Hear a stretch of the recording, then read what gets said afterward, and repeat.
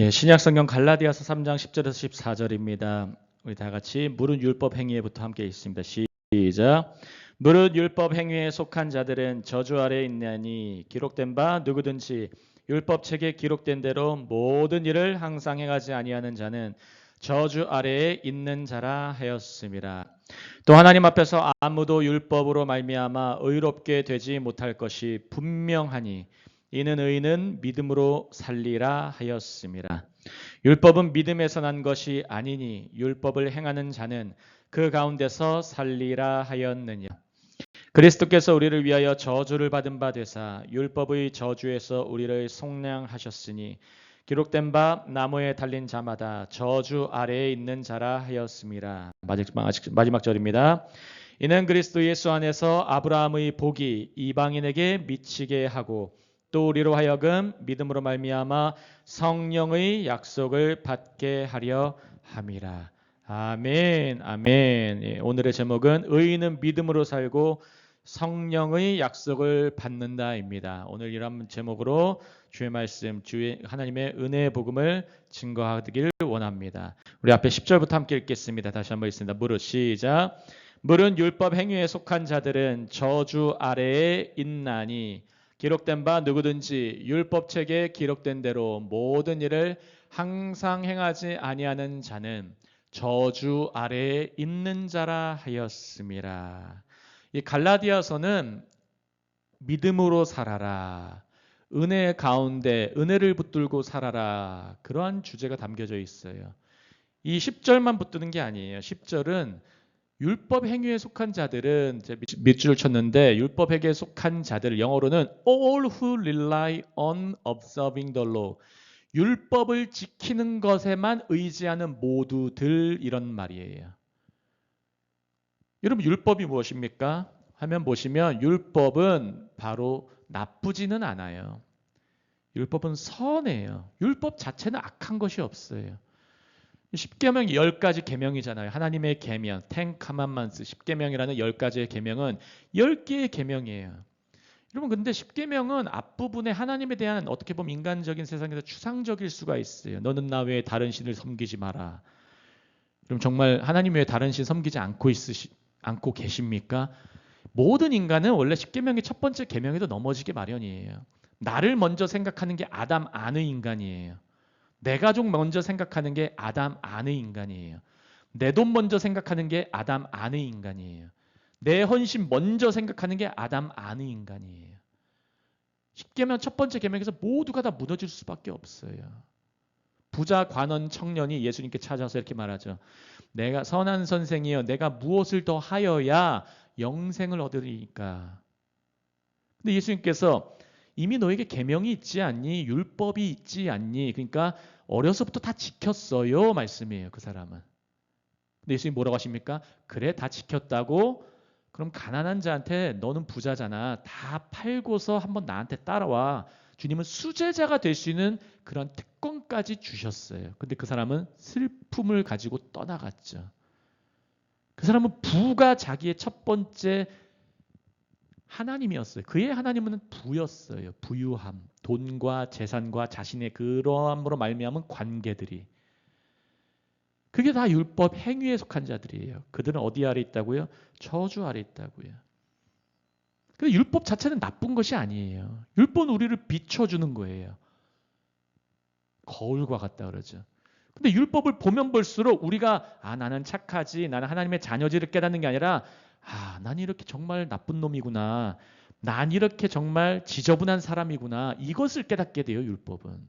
율법이 완벽하기 때문에. 10가지의 10계명을 위에 하나님 사랑, 수직적인 관계, 밑에는 사람 사랑, 인간의 관계예요. 십자가죠. 수직, 위아래, 그리고 수평으로. 십자가의 사랑. 하나님 사랑, 이웃 사랑을 한 단어로 하면 뭐라고요? 사랑이에요. 사랑. 기준이 뭡니까? 사랑이에요. 하나님은 사랑이시라. 요한일서에도 말씀하시잖아요.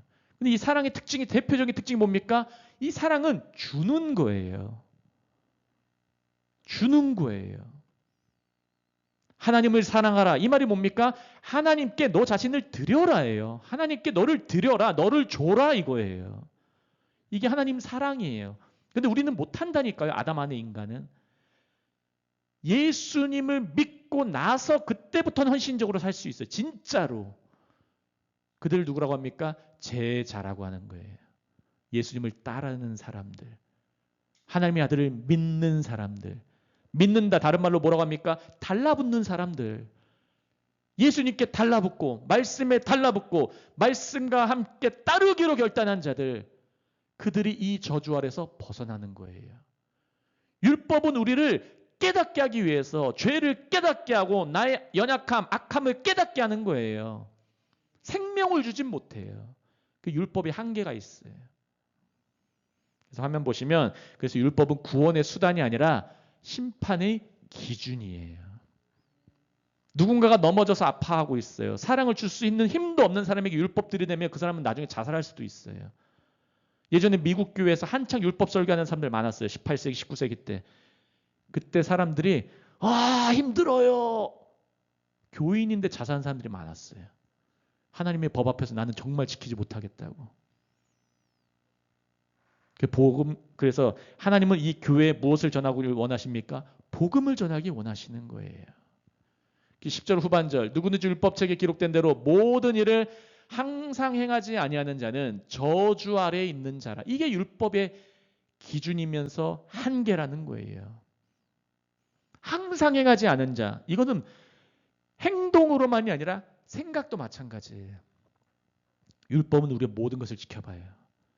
율법 자체는 거룩하고 기준이기 때문에. 그런데 그걸 지킬 사람이 없다는 게 성경의 말씀인 것입니다. 신명기 27장 26절을 다 같이 읽습니다. 이 율법의 말씀을 시작.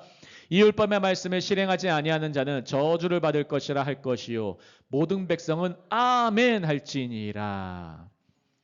이런 율법을 실행하지 않는 자는 이미 신명기에도 대표적으로 28장 말씀을 보시면 생사화복에 대한 말씀이 있어요. 특별히 앞부분 28장 앞부분은 복에 대한 말씀. 근데 3분의 2 정도는 다 저주에 대한 말씀이에요. 하나님이 우리에게 저주 주기 원하십니까? 아니죠. 하나님 우리에게 복을 주기 원하세요. 믿으시기 바랍니다. 하나님은 언제나 우리에게 복과 은혜와 평강 주기를 원하세요. 목회자는 이거 말씀하는 자들이에요. 주의 사람들은 이거 말씀하는 자들이에요. 그럼 왜 하나님이 저주를 이렇게 많이 나열해 놓으셨을까요? 너희가 순종하지 아니할 때 많잖아. 그러면 이 지표를 봐봐. 너희 삶이 자꾸 안 풀리니 그럼 어느 지점인지 지금 한번 너희가 체크해봐. 나침판처럼 기준을 주시는 거예요. 재정이 계속 안 풀리는 사람이 있어요. 관계가 계속 무너지는 사람이 있어요. 뭔가 우리 가문마다 막 안 풀리는 사람들이 있다니까요. 그래서 어떻게 해야 됩니까? 주여 우리를 불쌍히 여기시고 나를 불쌍히 여기시고 우리 가족을 불쌍히 여기시고 긍휼히 여기시고 주님께 달라붙기 원합니다. 믿기 원합니다. 하나님 선하다고 하셨잖아요. 그럼 하나님이 그것을 역전시켜 주신다는 겁니다. 믿으시기 바랍니다. 하나님은 그런 분이세요. 11절 보십니다. 또 하나님 다 같이 읽습니다. 시작. 또 하나님 앞에서 아무도 율법으로 말미암아 의롭게 되지 못할 것이 분명하니 이는 의인은 믿음으로 말미암아 살리라 하였음이라. 하나님 앞에서는 아무도예요. 아무도 누구도 우리 장 집사님도 오셨지만 세상에 많은 경건해 보이는 목회자들도 많이 있잖아요. 우리나라도 마찬가지고 해외도 마찬가지예요. 근데 세계에서 가장 경건해 보이는 사람들보다 예전에 바리새인들이 더 경건했던 사람이에요. 실제로. 예배 잘 드렸고 기도 열심히 했고 11조 잘 지켰고 헌금 헌신 열심히 했고 로마에서 쳐들어왔을 때 성전 지킨다고 성전 안으로 들어오길 원하니 내 머리 먼저 치고 가. 무릎 꿇고서 목치라고 했던 사람들이에요. 진짜로. 근데 예수님은 그들에게 너네 의 없는 사람이야. 그렇게 말씀하셨어요. 아무도 율법으로 말미암아 이 율법으로 말미암다는 거는 율법은 지키라는 리스트잖아요. 이걸 지킴으로 의롭다함을 받을 수 없다는 거예요. 순간적으로 잠깐 의롭게 느낄 수는 있어요. 스스로. 조금 지킴으로 아니면 한 금식기도 한 2-3시간 해보세요. 아니면 2-3일 금식기도 해보세요. 내 마음이 뭔가 뿌듯하니까요. 뿌듯함이 있어요. 그게 인간의 의라는 거예요. 거기서 잠깐 실수하면 내가 뭔가 넘어지는 것 같고, 잠깐 실수하는 거 보면 내가 뭐 죄에서 타락해가지고 나쁜 놈 된 것 같고, 왜냐면 내가 율법 의지했기 때문에. 사도 바울은 그것을 구분시켜 주시고 있어요. 율법으로 말미암아 의롭게 되지 못할 것이 분명하니 의인은 율법이 아니라 믿음으로 산다 이거예요. 우리 장 집사님도 믿음으로 사셔야 돼요. 지금까지도 하나님이 인도하신 것도 믿음으로 하셨기 때문에 우즈베키스탄 같은 곳도 단기 선교 갔다 오셨잖아요. 순식간에. 돌아보면 금방인 거예요. 믿음은. 훈련도 받고 또 섬김도 하고 선교도 다녀오고. 왜냐면 믿음으로 사니까. 믿음으로 결단만 하면 그 다음부터는 일은 쉬워져요. 믿음으로 결단하면. 그래서 이것이 두 가지 해석인데, 의인은 믿음으로 살리라 이것과 또 한 가지가 믿음으로 의인이 된 그 사람은 살리라 이 말이에요. 또 의인은 믿음으로 산다. 동일한 이 의미가 있는데, 믿음으로 말미암아 의인이 된 그 사람이 진짜 사는 거야 이거예요. 우리가 믿음으로 사는 자가 하나님 앞에서 너는 생명으로 사는 자야 이렇게 되는 거예요. 믿으시기 바랍니다. 믿음으로 사는 자가 생명으로 사는 자예요. 그래서 마지막 화면 보시면 믿음은 무엇에 대한 믿음이냐? 믿음은 언제나 방향이 있어요. 목적이 있어요. 내가 열심히 믿는다 이 믿음이 아니라 믿음에는 방향이 있다는 걸 기억하시기 바랍니다. 우리의 믿음의 방향이 어디입니까? 예수 그리스도 하나님의 아들, 하나님의 그 말씀 자체, 그분의 순종과 그분의 죽음에 대한 게 있는 거예요. 하나님이 나를 위해서 죽으셨구나. 그 아들이 나를 위해서 죽으셨고 부활하셨고 다시 오실 거구나. 세상 역사는 그 안에서 존재하는 것이구나. 우리는 그것을 믿는 거예요. 푸른 마르고 꽃은 시들어도 아버지의 말씀은 영원하구나. 그것을 믿는 것입니다. 믿으시기 바랍니다. 그래서 우리는 상황보다 말씀을 믿어요. 나의 상황보다, 나의 어려움보다, 나의 한계와 연약함보다 말씀을 믿는 거예요. 그리고 결과보다도 하나님을 믿는 거예요. 내가 하나님을 믿었는데 결과가 때로 안 좋을 수가 있어요. 여러분 그것도 믿음의 안에 있는 거예요. 요셉의 삶을 보세요. 구덩이 안에 있던 삶. 근데 구덩이에 있는데 우연치 않게, 그때 당시에 핸드폰도 없고 어떤 통신수단이 없어요.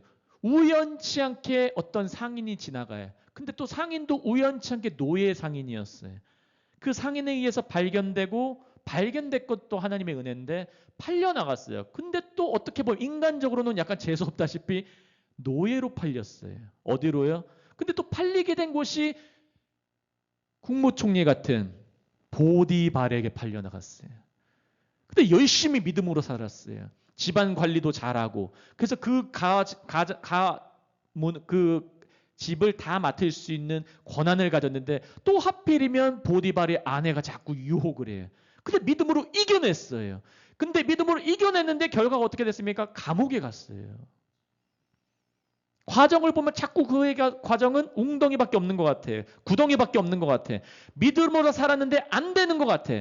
그런데 하나님의 결과는 끝을 봐야 되는 거예요. 내 지금의 넘어짐과 내 지금의 구덩이와 내 지금의 이 롤러코스터를 내려가는 이 느낌과 이 감정과 이 상황 보는 게 아니라 그리스도인은 이 과정과 결과의 끝을 봐야 된다는 거예요. 믿으시기 바랍니다. 그래서 보디발의 아내도 넘어갔잖아요. 술관원장, 떡관원장 꿈 해석도 해줬어요. 떡관원장은 해석된 대로 그대로 죽어버렸어요.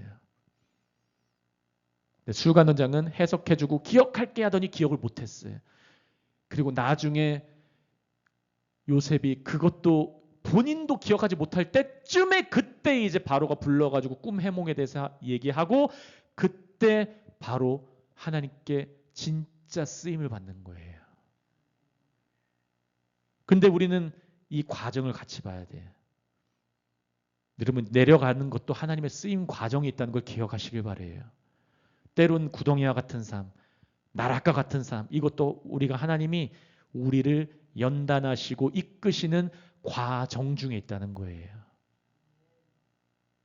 그 과정 중에 하나님이 요셉은 항상 기억했을 거예요. 창세기 37장에 뭐라고 말씀하십니까? 여호와께서 요셉과 함께 하시니 요셉이 형통한 자니라. 형통하게 되었더라. 영어로 successful man이에요. success, 성공한 사람이었다 이거예요. 노예로 팔리고 있는 과정 중에. 하나님이 보시기에는 하나님이 함께 계시면 성공한 자라 이거예요.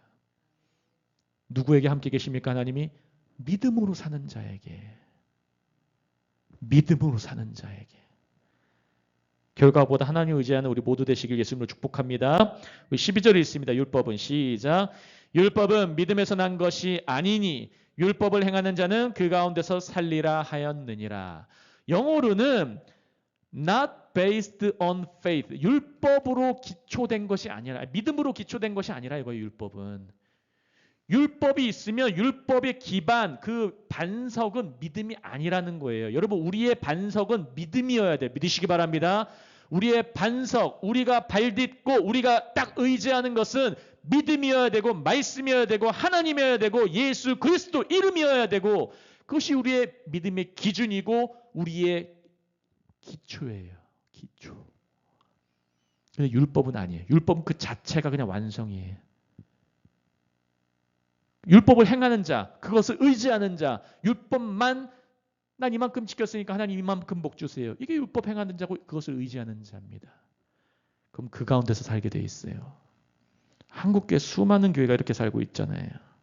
그래서 율법의 체계는 행함의 원리예요. 이만큼 했니? 이만큼 잘했니? 그래 이만큼 복 줄게. 하나님 나 이만큼 했는데요. 그래 이만큼 복 줄게. 그런 식의 신앙이 율법 신앙이라고 하는 거예요. 그래서 율법의 행위는 행함으로 인정받으려고 하는 종교적인 노력이에요. 내가 이만큼 했으니까. 내가 이만큼 열심히 했으니까. 물론 예수님을 열심히 믿으면 열심과 헌신이 나옵니다. 하지만 주님이 말씀하시는 것은 나의 열심을 통한 복을 얻어내는 게 아니라 너희는 믿음으로 살아서 그 믿음으로 말미암아 나오는 그 열심, 그걸 내가 받겠다는 거예요. 그럼 이 차이와 이 기준이 깨달아지시길 예수님으로 축복합니다. 그래서 복음은 반대로 복음은 믿음으로 살아가는 거예요. 이미 예수께서 2000년 전에 십자가에서 죽으신 그 죽음이 나의 생명이 된다. 주님이 부활하심이 나의 능력이 된다. 주님이 다시 오심이 나의 소망이 된다. 그것을 우리는 믿고 가는 거예요. 이것을 그리스도인이라고 해요. 그래서 복음은 믿음으로 순종하는 관계적으로 신뢰하는 거예요. 하나님 내가 주님을 믿습니다. 그러니 내가 주님께 순종합니다.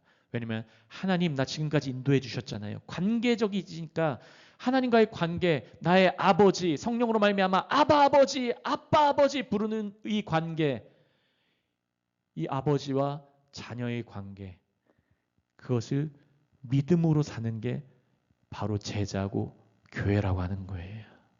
그리고 이러한 은혜가 함께 하시길 예수님으로 축복합니다. 13절 그리스도께서 다 같이 있습니다. 시작.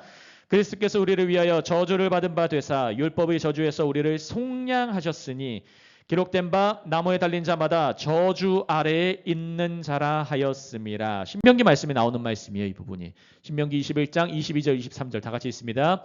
사람이 만일 죽을 죄를 범함으로 내가 그를 죽여 나무 위에 달거든 그 시체를 나무 위에 밤새도록 두지 말고 그날에 장사하여 내 하나님 여호와께서 내게 기업으로 주시는 땅을 더럽히지 말라.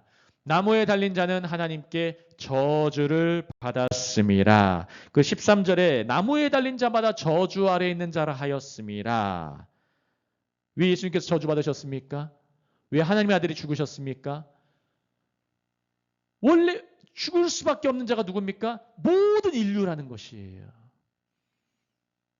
아담 안의 모든 인류는 이미 저주받은 자고 원래 우리가 죽어야 돼요. 믿으시기 바랍니다. 예수님께서 근데 대신 받으셨어요. 누구의 죄를 위해서요?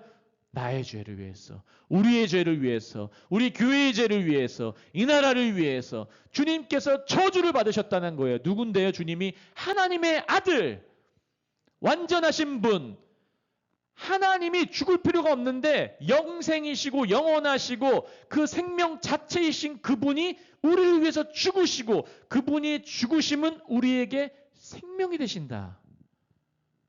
이것이 바로 복음이에요. 믿으시기 바래요. 이 말씀에 달라붙으시기 바랍니다. 예수님께서 저주를 받으신 것은 우리에게 이제 생명이 임하는 거예요. 역전되는 거예요. 크로스가 되는 거예요. 이게 복음입니다.